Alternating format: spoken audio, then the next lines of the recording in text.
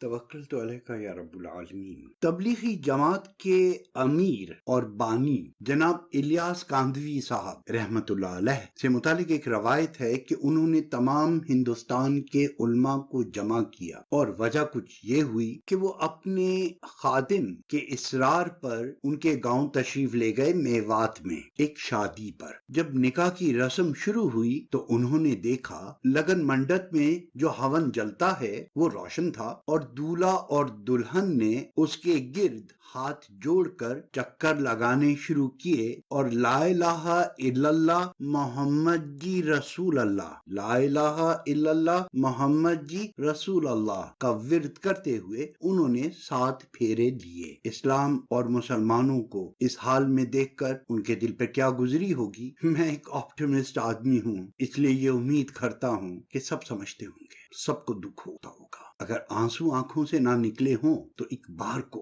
دل پہ ہاتھ تو پڑا ہوگا یہ بات سن کر۔ اپنے اعمال میں کتنے بھی روشن نظر رہی، لیکن دودھ تو ایک ایمان والی کا ہی پیا ہوا ہے نا۔ کل شیء یرجع الی اصلہ، ہر چیز نے اپنی اصلیت کی طرف لوٹنا ہے۔ یہ مانگے تانگے کی تہذیب اور تمدن یہ ہماری وراثت نہیں ہے۔ جیسے کہ پہلے کہہ چکا ہوں کہ کچھ جگہیں ایسی ہوتی ہیں جہاں پر to be and not to be, Shakespeare کا یہ مشہور جملہ اپنی پوری وضاحت کے ساتھ سامنے آ جاتا ہے کہ اس سے آگے وہ مقام آ جاتا ہے کہ کیا ہم مسلمان ہیں یا نہیں۔ بہرحال قصہ کچھ اس طرح سے ہوا کہ مولانا نے واپس آ کر تمام علماء کو خطوط لکھے اور انہیں ایک جگہ جمع کر لیا۔ ان سب کو اعتراض تھا کہ یہ کہاں سے 6 نمبر گھڑ کر آ گیا ہے بندہ، بغیر کسی تربیت کے، بغیر کسی درس گاہ کے، بغیر کسی جامعہ کے، بغیر کسی سند کے یہ لوگ تبلیغ کرتے پھر رہے ہیں۔ اور جیسے آج ہم محسوس کرتے ہیں they harass people sometime, yes۔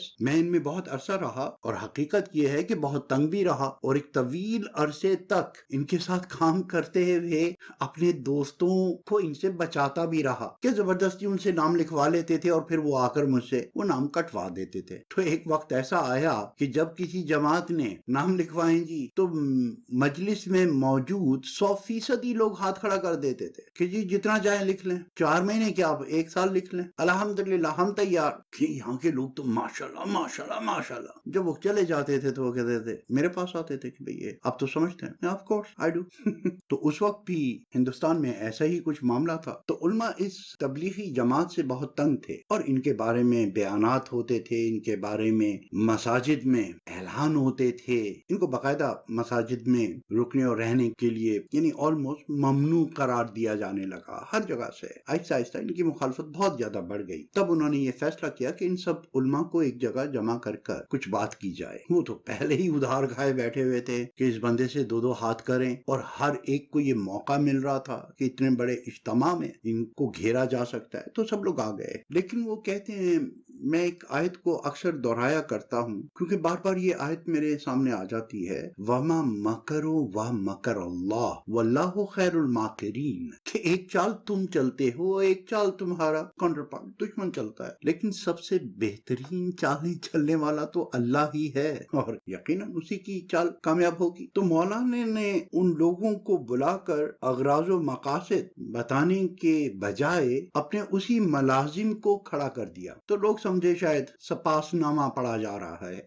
تو ان مولانا کے ملازم نے کھڑے ہو کر ایک چھوٹی سی کہانی سنائی، اور وہ کہانی جس زبان میں اس کہانی نے مجھ پر ایک گہرا تاثر ڈالا، کوشش کرتا ہوں کہ کچھ اسی لہجے میں آپ لوگوں کو سناؤں کہ وہ کیا سادہ الفاظ تھے۔ حضور آپ لوگ کتنی دور دور سے آئے ہو، ابھی ہمارے من میں تو یہ تھا کہ آپ لوگوں کی خوب سیوا کریں گے، خوب خدمت کریں گے، لیکن حضور جی نے یہ فرما دیا کہ ہم آپ سے بات کریں، تو انہوں نے ہم کو حکم دیے ہو کہ ہم 5 منٹ تک ضرور بول لیں، کچھ بھی کہیں تو ہم کو 5 منٹ سن لیو، برداشت کر لیو، بعد میں معافی مانگ لیں گے اور پھر آپ کی سیوا کے لیے جس کام کے لیے ہم حاضر ہیں وہ کر دیں گے۔ کونو ملک میں ایک بادشاہ تھا، وہ شکار پہ گیا تو اس نے دیکھا ایک سون پرند، کیا خوبصورت، دھوپ پڑے تو ایسے لشکے مارے، بادشاہ نے 4 طرف ڈھنڈورا پیٹ دیو، بھائیوں کہ یہ سون پرند تو میں لے کر ہی رہوں گا، اور محلمہ جاتے ہی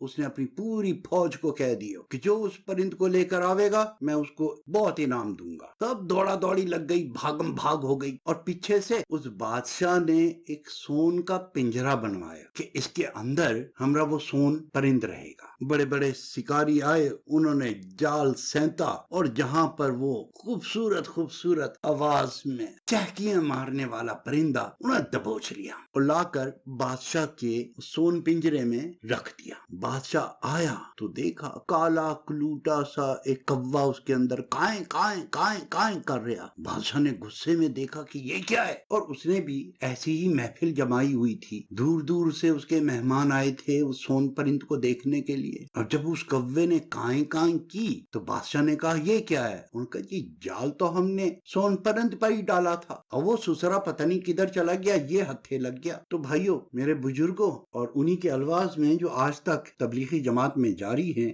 میرے بھائیوں بزرگوں اور دوستوں، اس محفل کے لیے تو کسی بڑے واعظ کا ہونا ضروری تھا، محمد جی کے دین کی تبلیغ کے لیے تو آپ جیسے قاری حضرات کا ہونا ضروری تھا، علماء کا ہونا ضروری تھا، خطیب ہوتے، لیکن جب وہ میسر نہ آویں، جب وہ اپنا کام نہ کریں تو پھر مجھ جیسا کوا ہی بولے گا۔ محمد صلی اللہ علیہ وآلہ وسلم کی شان اقدس گستاخی کرنے پر اگر آپ پڑھے لکھے لوگ، مہذب شہری اگر احتجاج کی آواز بلند نہیں کریں گے تو پھر جاہل لوگ احتجاج کریں گے، اور ان کا احتجاج آپ کی طرح سے سیمینارز منعقد کر کے نہیں، آرٹیکلز لکھ کے نہیں، پیٹیشنز لکھ کے نہیں، وہ سڑکوں پر آگیں لگا کر ہی ہوگا۔ They know not better۔ وہ فرسٹیشن جو ایک پڑھا لکھا آدمی ایک مہذب انداز میں نکال سکتا ہے، یہ جاہل، یہ ہوج، یہ بیکورڈ لوگ، یہ شرپسند عناصر، یہ لوٹ کھسوٹ کرنے والے، دکانوں کو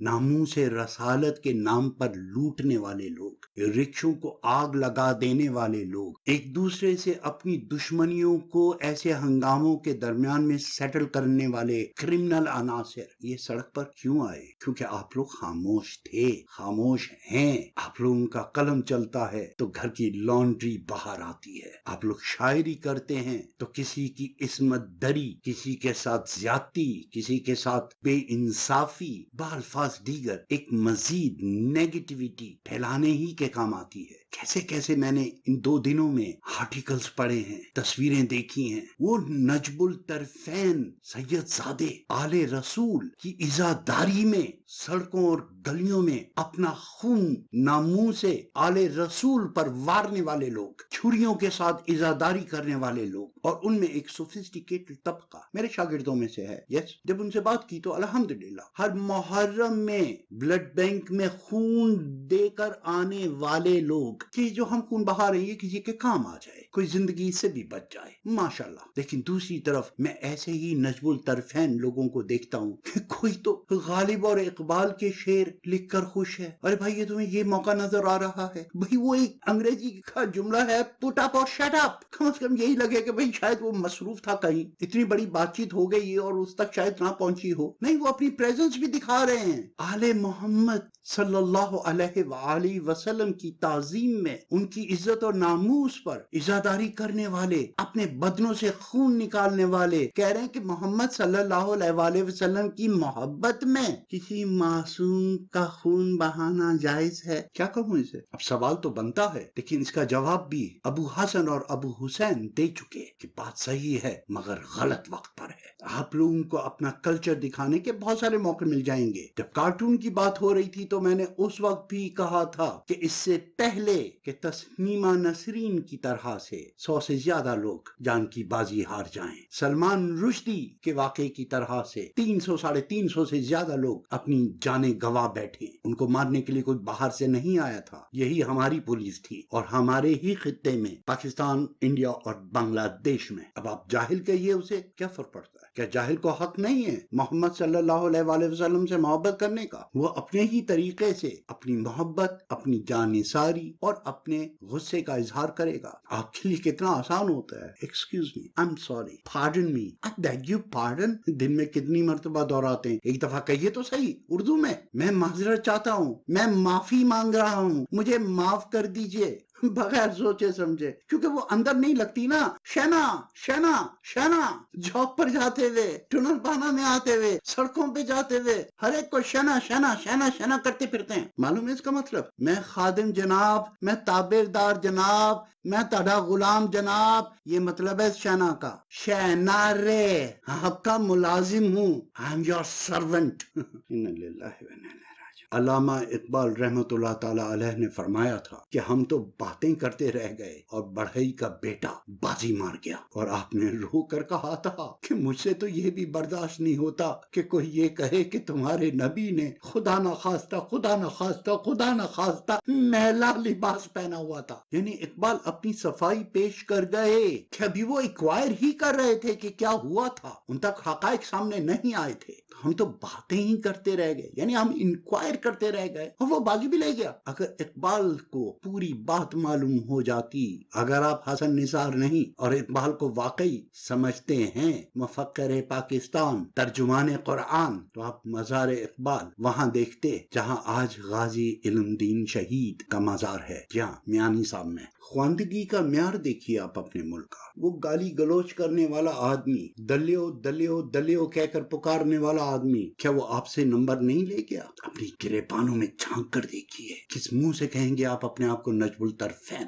آل رسول یا مسلمان؟ کسی بھی مکتبہ فکر سے آپ کا تعلق ہو، کسی بھی اسکول آف تھاٹ سے آپ کا تعلق ہو، آپ کس کو دکھانا چاہتے ہیں؟ اپنا یہ لبرلزم، اپنی یہ سوفسٹیکیشن. طرح طرح کے سوال ہو رہے ہیں. ایک صاحب لکھ رہے ہیں کہ کیا توہین رسالت یہی ہے؟ کیا سنتوں کو جو بھولے بیٹھے ہیں، جو لوگ سنتوں پہ عمل نہیں کر رہے، کیا وہ توہین رسالت نہیں ہے؟ کیا جھوٹ بولنا، حرام کھانا، چغل خوری کرنا، رسول کے سکھائے ہوئے راستے پہ نہ چلنا، کیا یہ توہین رسالت نہیں ہے؟ تو بھائی آپ کیا سجیسٹ کر رہے ہیں کہ 2 wrongs are equal to right؟ سب کو سزائے موت دے دیں یا سب کو معاف کر دیں؟ پک یور چوائس. کہنا کیا چاہ رہے ہیں؟ کہنے سے پہلے سوچا اس بات کا کیا مطلب نکلتا ہے؟ اگر اس نے توہین رسالت کیا تو ہم بھی تو روزانہ کر رہے ہیں نا. Okay so it's okay, that what you mean. 295 C میں جن لوگوں کو برائی نظر آتی ہے اور جن کی تعلیم یا جن کو خوش کرنے کے لیے یہ برائی نظر آتی ہے، ان کے قوانین کو بھی تو ایک نظر دیکھ لیجیے. یہ جوڈیو کرسچن لا ہے.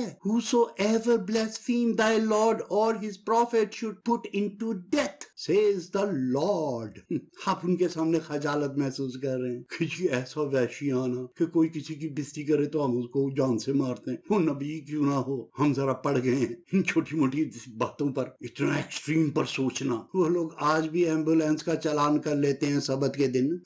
کبھی اپنی جیب سے آگے بھی تو دیکھنے کی کوشش کرو تو پتہ چلے. وار اینڈ دا اوڈیر او تھال بار، یہ ہمارے سویڈن کا لا ہے. Each and every word is subject to trial. Each and every word, no distinction. کہ کس کے خلاف کہا؟ ہولوکاسٹ میں سے. اب ایک آدمی کو نکال دیجئے تو آپ کو جیل ہو جائے گی. اور کیوں نہ ہو، آنکھ اوجل پہاڑ اوجل. ایک آدمی مرا یا اس کے لیے ساری دنیا مر گئی. اسی لیے اسلام کا بھی قانون ہے کہ کسی ایک بے گناہ کو مارنا کل انسانیت کا خون کرنے کے برابر ہے. لیکن قصاص میں زندگی ہے، معاشرہ قصاص سے قائم رہتا ہے. اب شروع کرا دیجئے ڈیبیٹ پاکستان میں کہ سزائے موت ہونی چاہیے یا نہیں ہونی چاہیے. ایسی توجیحات پیش کی جا رہی ہیں، ایسی توجیحات پیش کی جا رہی ہیں. لیکن 3 لوگوں نے آلریڈی دائر کر دی ہے پٹیشن، اور میں اس کی کچھ تفصیل نہیں آئندہ نہیں، وہ میں کر چکا ہوں. You was late. اس میں اس کیس کے متعلق یا گورنر صاحب کے قتل وغیرہ وہ تمام چیزیں اس میں ہیں. 3 حکومتیں آ چکی ہیں اس دوران اور 4 وزرائے اعظم. اگر یہ کیس اتنا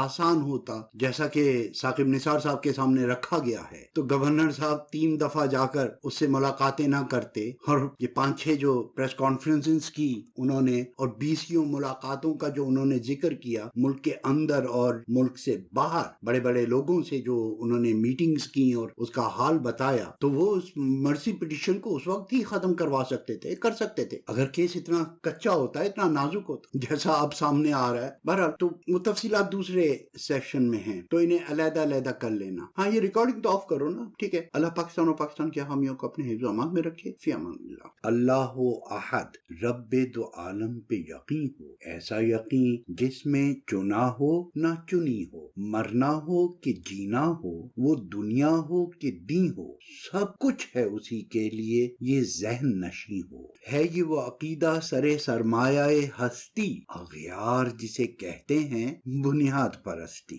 گر عیب ہے بنیاد پرستی تو انہیں کیا، گر ہے اس سے کوئی نقصان انہیں تو ہمیں کیا۔ کچھ اپنے جو باہر کی ہوا کھائے ہوئے ہیں، اس روشنی نو میں جو چندھیائے ہوئے ہیں، منقوص ترقی پہ جو اترائے ہوئے ہیں، خناس من الناس کے جو بہکائے ہوئے ہیں۔ یہ بونے جو اسلاف کے کاندھوں پہ کھڑے ہیں، کس زوم پہ کہتے ہیں کہ ہم ان سے بڑے ہیں۔ اب جس نے بھی بنیاد پرستی کی دو ٹوک نفی کی، اس نے تو سند مار لی روشن نظری کی۔ باقی جو بچے ان پہ لگی مہر قدامت، لب کھولیں تو ہوتی ہے ترقی سے بغاوت۔